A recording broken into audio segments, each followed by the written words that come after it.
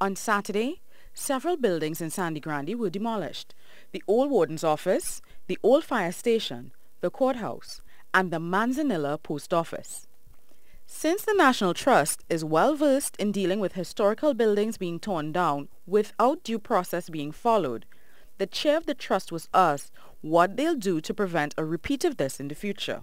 The first thing really is that we really need to get the corporations on board, the municipal corporations on board, to say these are part of our heritage, this is part of our local economy. We're talking a lot about heritage community tourism and heritage tourism. So which of the buildings you think they would like to? So we were now starting that process again, and so the first thing is we have to ramp up that process to get to each corporation once again.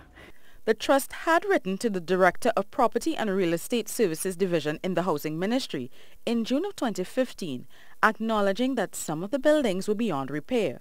But she says a process that allows for the collection of artifacts was ignored, which in the case of the Manzanilla post office is particularly sad. We would have still expected, because it was a heritage building, that we would have been told that they were getting ready to demolish, because it had some beautiful fretwork inside it. And what we would have done in that case, if we had known, is make arrangements to get the fretwork out of the building, because all fretwork tells a story. And the real problem with Saturday's demolition?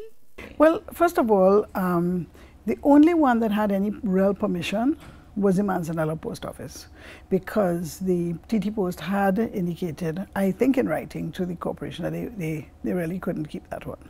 So that one at least had permission. None of the others had any permission from the state, because they're all state buildings.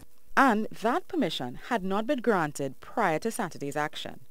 Ms. McDowell says the National Trust is doubling its efforts to build positive working relationships with the various regional corporations and their line minister Kazim Hussain.